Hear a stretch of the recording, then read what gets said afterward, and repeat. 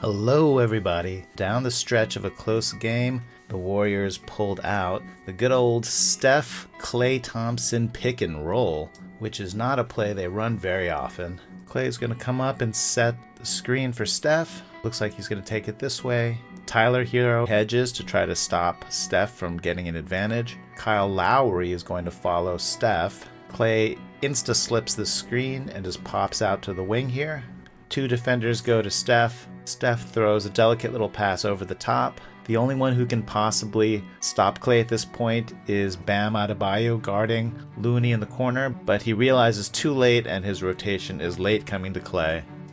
So that worked so well, why not do it again? So same play, same Klay. Klay's going to come up and set the screen for Steph. He doesn't even make contact before he just ghosts this and slips. Miami, though, has adapted. They are a great defense. So we have Klay slipping free, but this time the defender in the corner is more alert so he can rotate faster. So now he can put a real contest on Klay, and that gives Jimmy Butler enough time to catch up. Butler had to sell out to recover to Klay, so Klay can now attack the closeout. Normally this would be really good for the Warriors. If Lowry wasn't here, then Klay would just have a drive down the paint, forcing Adebayo to rotate so Klay could dump off a little pass to Looney. So they'd have a little 2-on-1 over here. Except that Kyle Lowry is sitting right in the middle of the lane. He should be guarding Draymond, but he feels no need to guard Draymond on the perimeter. This is a bit of a cat and mouse game.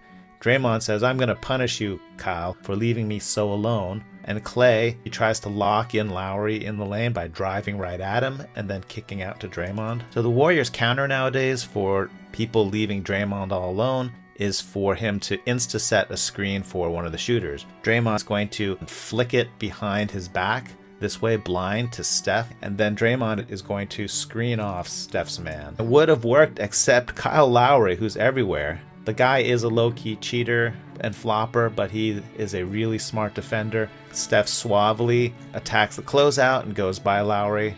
If Steph goes fast, then in theory it'll be a 3-on-2, and Klay tries to make it harder for everyone by spacing to the corner, forcing Jimmy Butler to choose whether to guard Steph or Klay. Of course, Jimmy Butler's going to go to Steph. Kyle Lowry, he's going to turn and recover to Klay because that's where the open man is now. So just really good defensive teamwork here by the Heat. Steph figures, I'm going to get the ball over him for sure, and either it'll be a basket or Looney will have inside position for this rebound. Adebayo, I think, gets a piece of it, but Looney is there in position to contest the ball. Towards the end of last season, Kevon Looney just said, "Why should anyone else get rebounds? They're all mine." I like this last variation of the play.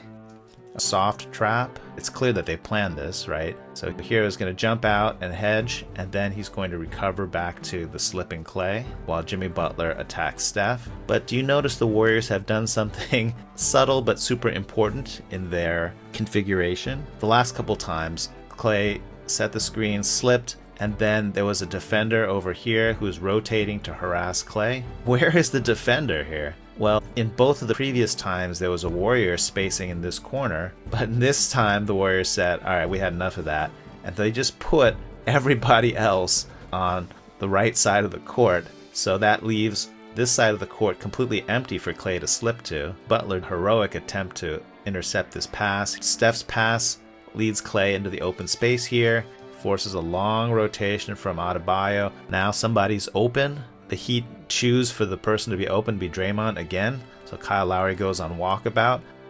Klay with a nice find. And you remember how this goes, right? Draymond on the catch is going to do a dribble handoff to Steph Curry, flick the ball behind his back, right? Like this happened just a couple plays ago. Kyle Lowry knows he's going to run out in anticipation of Steph getting the handoff. And Draymond says, psych. He just does a keeper. Lowry runs by him. As long as Draymond keeps on going forward, either someone's going to leave their man or Draymond's going to get an open floater. And Miami says, sure, Draymond, prove you can hit this floater. And Draymond says, cowabunga.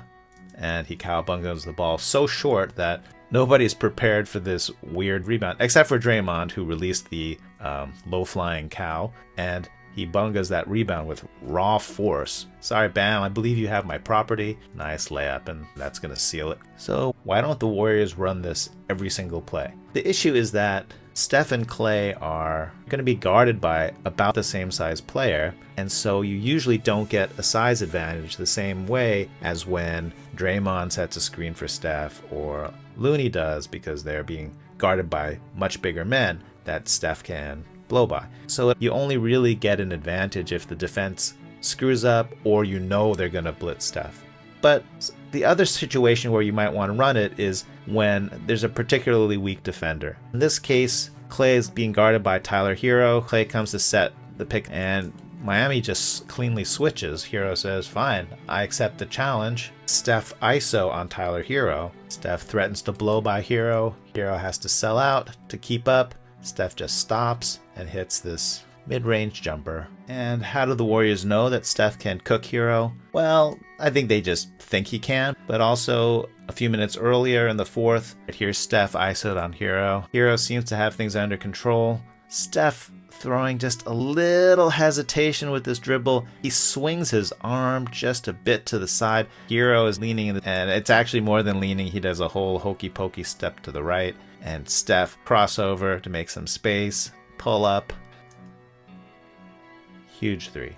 Quick celebration audit. Steph giving himself CPR. Wiggins with the clean, all-Canadian high five. Oh my goodness. Who is this with the Botox gone wrong face? It is, of course, Jordan Poole. And his face is still stuck in that was nasty / I no longer have control of my facial muscles. And I can't help but wonder how long Jordan Poole was holding his Botox face. Let's go back to the tapes. So he was holding it when Steph was coming to get the high five. Let's go back a bit more. He was holding it all the way back here before Steph high fives Andrew Wiggins. He's just been holding this face. He's definitely testing the whole principle that don't do that or your face will stick that way forever. Let me see how far we can go back in the... Okay, look at this. This is Steph before he starts the self-CPR, and Jordan has his Botox face on from the very beginning. That is commitment to the bit.